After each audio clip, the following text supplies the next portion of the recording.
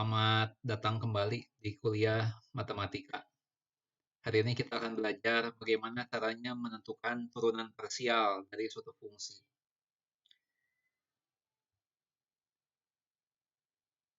Untuk memahami materi ini, diharapkan saudara memiliki pengetahuan yang cukup, pemahaman yang cukup mengenai bagaimana caranya menentukan turunan ya dari suatu fungsi dengan satu variabel bebas di satu titik.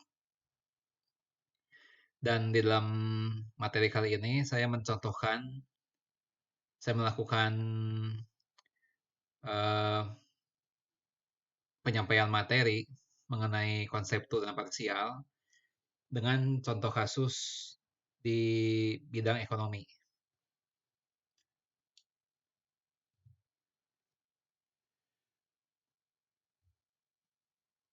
Nah, saya akan mengajarkan konsep turunan parsial dengan menggunakan eh, pendekatan laju rata-rata perubahan nilai fungsi. Seperti halnya sudah ketahui, turunan suatu fungsi di suatu titik itu kaitannya itu dengan laju perubahan. Karena itu, di dalam menyampaikan materi mengenai turunan parsial, juga kita akan menggunakan pendekatan melalui konsep laju rata-rata perubahan nilai fungsi. Nah, dimisalkan ada suatu fungsi permintaan terhadap suatu produk, fungsi Q namanya fungsi Q. Fungsi Q ini merupakan fungsi dari X dan Y, ya. Di mana X-nya itu adalah harga produk per unit dari produk kita dalam satuan rupiah. Sedangkan Y itu adalah harga per unit produk pesaing dalam satuan rupiah. Ya.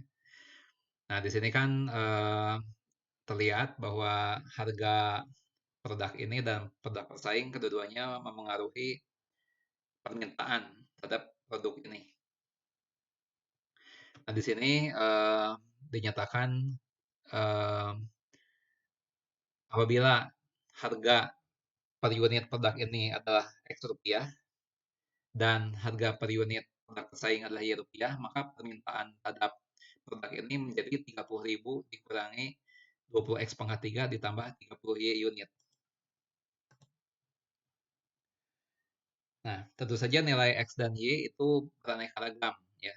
Beraneka ragam. Di sini di tabel ini disimulasikan ada 6 pasangan nilai X dan Y, ya. Bagaimana cara membacanya, ya. Cara membacanya begini. Misalnya harga produk ini adalah Rp10 per unit dan harga produk pesaing Rp5 per unit. Maka permintaan terhadap barang ini menjadi 10.150 unit. Namun apabila harga produk ini dinaikkan menjadi Rp11 per unit, sedangkan harga produk pesaing tetap Rp5 per unit, maka permintaan terhadap barang kita menjadi 3.530.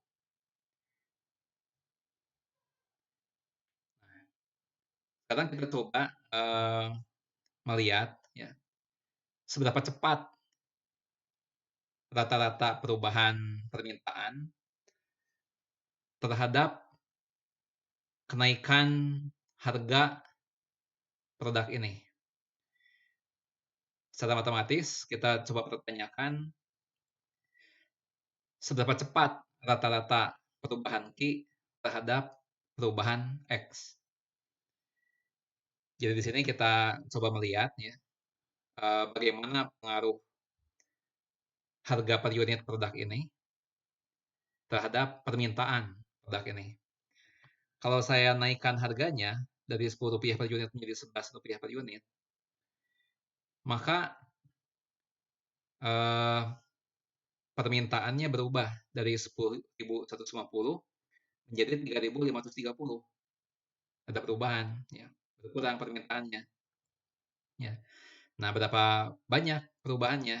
Ya, perubahannya adalah sebanyak 3.530 dikurangi 10.150, yaitu negatif 6.620. Ya, tanda negatif menunjukkan penurunan, ya, ada penurunan permintaan. Jadi ketika harga naik sebanyak Rp1 per unit, maka permintaannya berkurang 6.620 rupiah, 6.620 unit.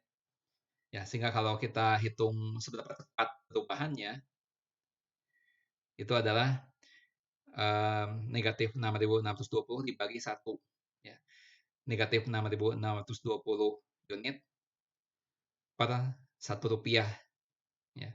Jadi negatif 6.620 unit per rupiah. Artinya pada saat harga produk ini Rp11 per unit dan harga pesaing Rp5 per unit, maka terhadap setiap kenaikan Rp1 produk kita akan mengakibatkan penurunan permintaan sebesar 6.620 unit. Nah, itu kalau kenaikannya Rp1. Nah, sekarang bagaimana kalau kenaikannya hanya Rp0,1? Kita naikkan harga produk kita dari 10 menjadi 10,1. Nah, ketika harganya kita naikkan menjadi 10,1, maka permintaannya menjadi 9.543,98 unit. Jadi ada perubahan permintaan, ya. Lebih tepatnya adalah pengurangan permintaan sebanyak 606,02 unit. Dan seberapa cepat perubahan permintaan ini pada saat harga Rp10,1 untuk produk ini dan Rp5 per unit untuk produk pesaing. Nah, maka perubahannya adalah sebanyak 606,02. Laju rata-rata perubahannya adalah negatif 606,02 dibagi 0,1. Negatif 6.060,2 unit per rupiah. Nah, artinya apa? Pada saat harga produk kita Rp10,1 dan harga produk pesaing Rp5 per unit, maka setiap kenaikan harga sebesar Rp1 produk kita mengakibatkan penurunan sebanyak 6.060,2 unit. Nah, sekarang bagaimana kalau kenaikannya bukan 0,1, tapi hanya 0,01 kenaikannya, dari 10 menjadi 10,01. Ya, ternyata kalau harganya naik sedikit saja, itu sebesar 0,01, maka permintaannya menjadi 10.089,94. Ya. Jadi ada penurunan sebesar 60,06 unit. Dan kalau kita hitung berapa laju rata-rata perubahan permintaannya adalah negatif 60,06 dibagi 0,01. Negatif 6.006. Ya. Nah, sekarang coba kita persedikit lagi. Tadi naiknya awalnya 1, kemudian 0,1. Sekarang kalau naiknya tadi 0,01. Sekarang gimana kalau kenaikannya hanya 0,001? Nah, kalau kenaikannya hanya 0,001, ternyata permintaannya berkurang sebanyak 6,0006 unit. Dan pada saat ini laju rata-rata perubahan permintaannya adalah negatif 6,006 dibagi 0,001, yaitu negatif 6.000,6 unit per rupiah. Nah, kalau kita perhatikan pola ini, semakin kecil perubahan harga produk, ya, kita lihat ada suatu pola tertentu mengenai laju rata-rata perubahan permintaannya. Dari 6.620 turun menjadi 6.060, jadi 6.006, jadi 6.000, menjadi 6.000,4 ya, dan seterusnya. Ya, kita bisa meneruskan ini ya. Semakin kecil laju perubahannya, semakin lama semakin sedikit ya.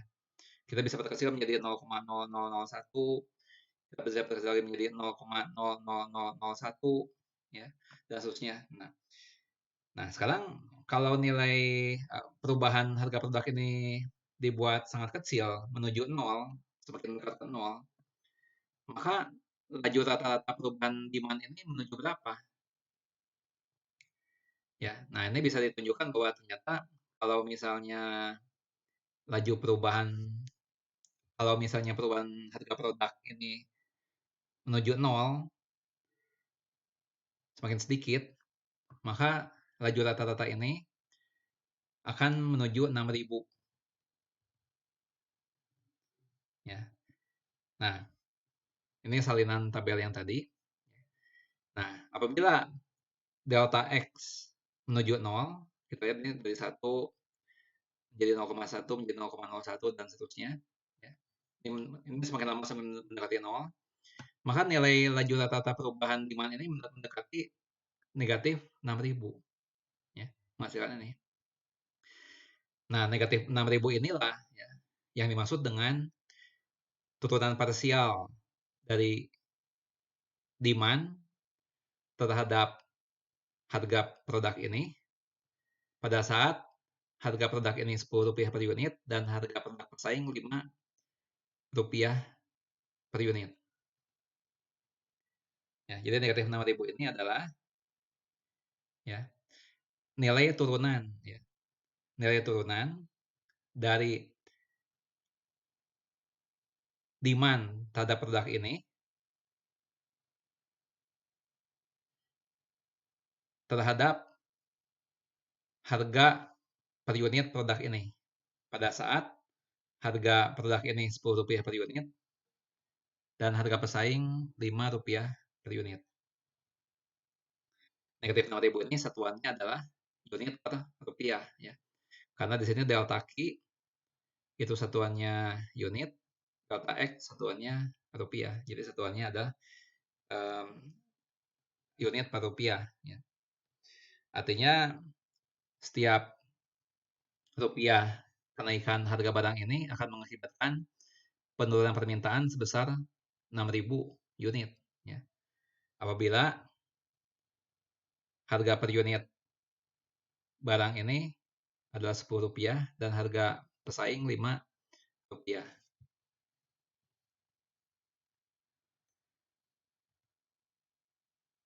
Nah, demikian juga kita bisa mengamati bagaimana kalau barang harga barang produk kita itu tetap sebesar 10,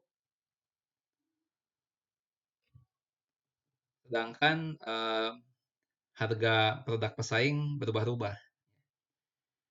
Nah, ketika misalnya harga pesaing berubah dari 5 menjadi Rp6 per unit, maka permintaan terhadap produk kita itu naik dari 10.150 menjadi 10.180 ya. Jadi pada saat ada kenaikan Rp1 dari produk pesaing, ada penambahan permintaan produk kita sebanyak 30 unit. Dan kalau kita hitung berapa laju rata-rata perubahan permintaannya adalah 30 dibagi 1. 30 unit dibagi Rp1. 30 unit per rupiah. Demikian juga apabila harga produk pesaing naiknya hanya 0,1 dari 5 menjadi 5,1, maka permintaan terhadap barang kita naik dari 10.150 menjadi 10.153. Kenaikan 3 unit. Dan berapa laju rata-rata perubahan demand-nya adalah 3 dibagi 0,1. Itu Rp30 per unit. Diulang 30 unit per rupiah. Ya, di sini apabila ini bisa dilihat bahwa ketika kenaikan harga produk pesaing itu semakin kecil menuju 0, ya, maka laju rata-rata perubahan demand ya, itu menuju 30 ya.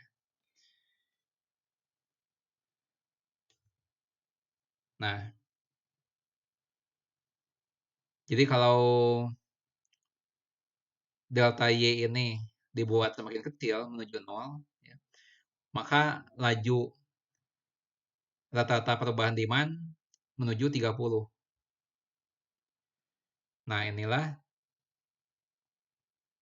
30 ini merupakan nilai turunan ya. Ini merupakan nilai turunan parsial dari permintaan terhadap produk ini terhadap harga produk pesaing. Ya. Pada saat harga barang ini Rp10 per unit dan harga pesaing Rp5 per unit.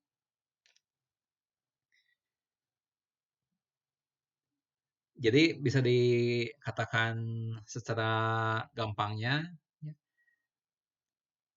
turunan parsial ini ya, itu pada prinsipnya mirip dengan turunan yang biasa, yaitu nilai yang dituju, yaitu nilai yang dituju oleh laju rata-rata perubahan.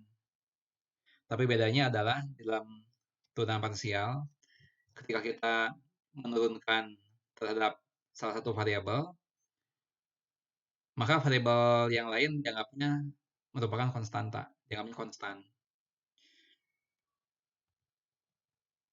Nah, ini adalah pengertian dari turunan parsial suatu fungsi ya. Nah, ini bisa dibaca perumusannya seperti ini ya. Jadi kalau ada sebuah fungsi yang memuat dua variabel bebas, ya, maka akan ada dua macam turunan parsial. Ya. Kalau misalnya fungsinya itu dalam X dan Y, maka akan ada dua turunan parsial. Ya, yang satu terhadap X, satu terhadap Y. Kalau misalnya fungsi itu ada memuat tiga variabel bebas, misalnya X, Y, dan Z, maka akan ada tiga turunan parsial. Ya.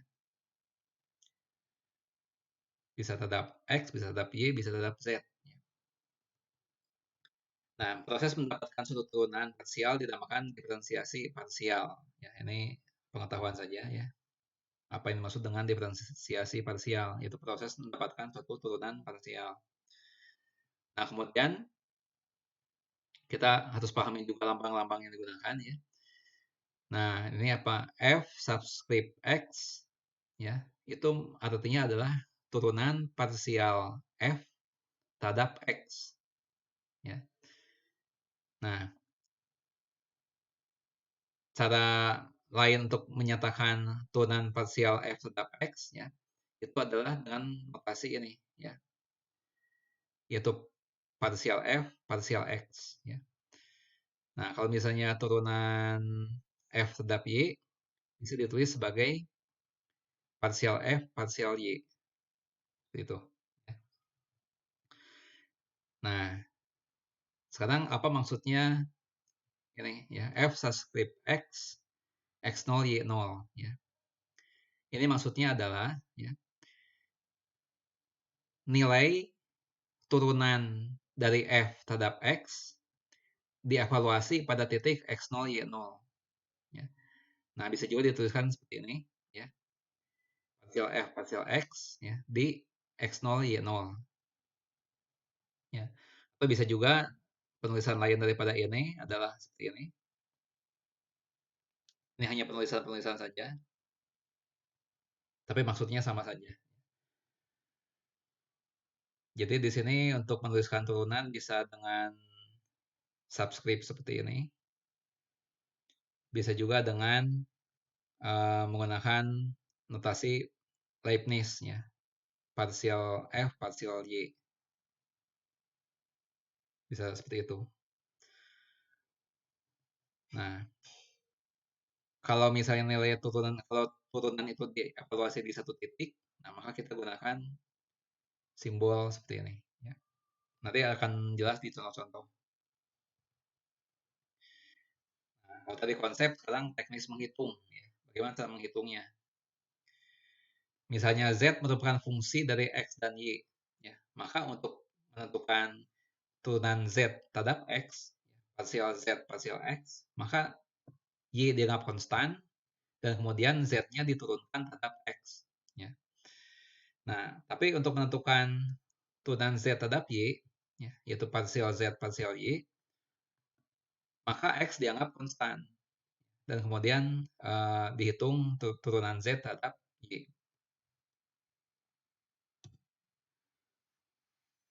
Nah, kita lihat sebuah contoh. Ya. Misalnya Z sama dengan 10x pangkat 7 tambah 4y pangkat 5 ditambah 8x tambah Y tambah 100. Nah, yang ditanyakan adalah turunan Z terhadap X dan turunan Z terhadap Y. Nah, untuk menjawab yang pertama, turunan Z terhadap X, ya, itu Z subscript X. Ya. Nah, nilai Y-nya dianggap konstan. Ya. Jadi, Y itu dianggap konstan, sehingga Y pangkat 5 juga konstan. Ya. Sehingga kalau diturunkan, jadi seperti ini. Ya. 10x pangkat 7 diturunkan tetap X. 70x pangkat 6. Nah, karena Y konstan, maka Y pangkat 5 juga konstan. Dan 4Y pangkat 5 juga konstan. Sehingga kalau diturunkan menghasilkan 0. Ya. Nah, kemudian 8X diturunkan tetap X menghasilkan 8. Kemudian Y karena dia konstan diturunkan menjadi 0. 100 karena konstan diturunkan menjadi 0. Ya, sehingga hasil akhirnya adalah 70x pangkat 6 ditambah 8. Nah, sekarang bagaimana menentukan turunan Z terhadap Y? Ya? Parsial Z, parsial Y. Maka X dianggap konstan. Ya. Nah, Z-nya ini 2x pangkat 7 tambah 4y pangkat 5 tambah 8x tambah Y tambah 100. Ya. Nah, karena X-nya dianggap konstan, maka X pangkat 7 konstan. Ya, karena X pangkat 7 konstan, maka 10 dikali X pangkat 7 juga konstan. Dan karena 10x pangkat 7 itu konstan, diturunkan menghasilkan 0. Diturunkan terhadap Y. Ya. Nah, sekarang 4y pangkat 5 diturunkan terhadap Y. Jadi 20y pangkat 4. Kemudian 8x. Ya. Karena X-nya konstan, maka 8x juga konstan. Ya. Nah, karena 8x konstan, maka ketika diturunkan terhadap Y menghasilkan 0. Kemudian Y diturunkan terhadap Y menghasilkan 1. Kemudian 100 diturunkan terhadap Y menghasilkan 0. Ya. Kalau dihitung, ya, menghasilkan 20Y pangkat 4 ditambah 1. Kita lihat contoh yang lain. Di sini Z-nya adalah 8x pangkat 4, Y pangkat 6, ditambah X pangkat 3, ditambah Y pangkat 3, dikurangi 18X, tambah 20Y, dikurangi 15. Yang ditanyakan adalah parsial Z, parsial X. Turunan Z terhadap X. Dan turunan Z terhadap Y. Nah, untuk menentukan turunan Z terhadap X, maka Y dianggap konstan. Ya. Nah, jadi di dalam 8X pangkat 4, Y pangkat 6 ini, Y pangkat 6 ini dianggap konstan. Ya. Karena Y-nya konstan. Nah, sehingga ketika kita menurunkan 8X pangkat 4, Y pangkat 6, ya, Y pangkat 6 ini diperlakukan sebagai konstanta. Ya. Jadi, yang diturunkan hanya X-nya saja. Ya. Di sini 4 dikali 8, 32. Pangkatnya turun 1, jadi 32X pangkat 3, dikali Y pangkat 6. Kemudian X pangkat 3 diturunkan menghasilkan 3X pangkat 2. Kemudian Y pangkat 3 diturunkan menghasilkan 0, ya, karena Y pangkat 3 konstan. Kemudian 18X diturunkan menjadi 18. 20Y itu konstan, karena Y-nya konstan. Nah, 20Y diturunkan menghasilkan 0, dan 15 karena konstan diturunkan menghasilkan 0. Ya, sehingga jawaban akhirnya adalah 32X pangkat 3 Y pangkat 6 tambah 3X kuadrat dikurangi 18.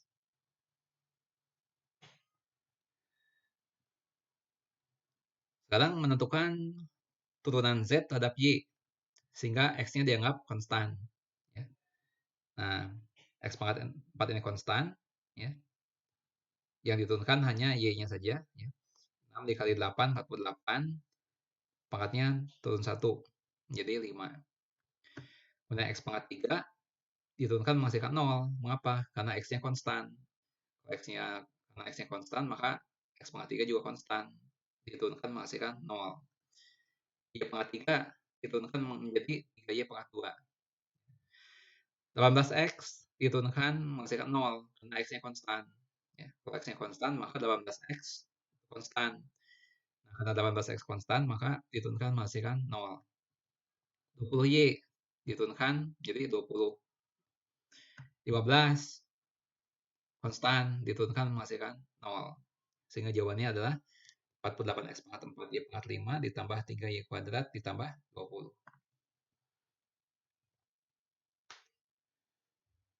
Nah, contoh ketiga, ya. Z sama dengan fungsi dari XY, ya. Adalah min 4X kuadrat ditambah 5Y pangkat 3 dikurangi 10XY ditambah 10X dikali Y pangkat Y. Ya. Nah, yang ditanyakan adalah turunan Z terhadap X di titik 2,0. Ya. Dan turunan Z terhadap Y di titik 2,0. Nah, untuk menentukan turunan Z terhadap X, kita anggap Y-nya konstan. Ya. Nah, min 4X kuadrat diturunkan menghasilkan negatif 8X. Kemudian 5Y pangkat 3 menghasilkan 0. Ya, karena Y-nya konstan. Karena Y itu konstan, maka Y pangkat 3 konstan. Karena Y pangkat 3 konstan, maka 5Y pangkat 3 konstan. Nah, karena 5Y pangkat 3 konstan, diturunkan menghasilkan 0. Ya. Kemudian 10XY. Ya, diturunkan terhadap X menjadi 10Y. Karena Y-nya dianggap konstan. Ya. Nah, kemudian ini. Ya. Nah, karena Y konstan, maka E pangkat Y juga konstan. Ya. Nah, karena E pangkat Y konstan, maka 10 E pangkat Y juga konstan. Ya. Nah, yang diturunkan hanya X-nya saja. Sehingga menghasilkan 10 E pangkat Y. Jadi jawabannya adalah min 8X dikurangi 10Y ditambah 10 E pangkat Y. Tapi di sini diminta dievaluasi di titik 2,0. Ya, berarti X-nya 2, Y-nya 0. X-nya diganti 2, Y-nya diganti 0. Ya. Jadi min 8 dikali 2 dikurangi 10 kali 0 ditambah 10 dikali E pangkat 0. Ya. Nah, jadi min 16 dikurangi 0, ya 10 kali 0, dari 0. Kemudian E pangkat 0 kan 1. Ya. E pangkat 0 1, 10 dikali 1, 10. Ya. Negatif 16 ditambah 10 menghasilkan negatif 6. Sekarang turunan Z terhadap Y. Ya, dianggap X-nya konstan. Ya. Maka min 4X kuadrat diturunkan menghasilkan 0. Ya. Karena X-nya konstan. Karena X konstan, maka X kuadrat juga konstan. Karena X kuadrat konstan, maka min 4X kuadrat juga konstan. Karena min 4X kuadrat konstan, maka diturunkan menghasilkan 0. Ya. Nah, kemudian 5Y pangkat 3 diturunkan terhadap Y menghasilkan 15Y pangkat 2. Ya. 5 kali 3, 15. Nah, pangkatnya kurangi 1, jadi 2. Nah, kemudian 10XY. Nah, X-nya konstan. Ya. Sehingga 10X ini konstan. Ya. Nah, sehingga diturunkan 10XY ini menghasilkan 10X. Kemudian ini X-nya konstan. Ya. Sehingga 10X menjadi konstan. Kemudian E pangkat Y diturunkan tetap E pangkat Y. Sehingga hasilnya adalah 10X dikali E pangkat Y. Jawaban akhirnya 15Y kuadrat dikurangi 10X ditambah 10X E pangkat Y. Nah, tapi yang diminta di sini adalah evaluasi di titik 2,0. Ya. Berarti kita ganti X-nya 2, X-nya 2, Y-nya 0. Ya. Nah, sehingga menghasilkan 0 di sini. Contoh yang ketiga. Dan contoh yang keempat. Contoh yang terakhir. Ya. Bisa diketahui F-nya dirumuskan adalah X dibagi Y. Yang ditanya adalah nilai turunan F terhadap X di titik 1,2 dan nilai turunan f tetap y di titik 1,2. Nah, sehingga kita turunkan dulu, ya, turunkan dulu f tetap x, y-nya dianggap konstan. Ya. Kita lihat bahwa x per y itu dapat dinyatakan sebagai x dikali y pangkat min 1. Ya.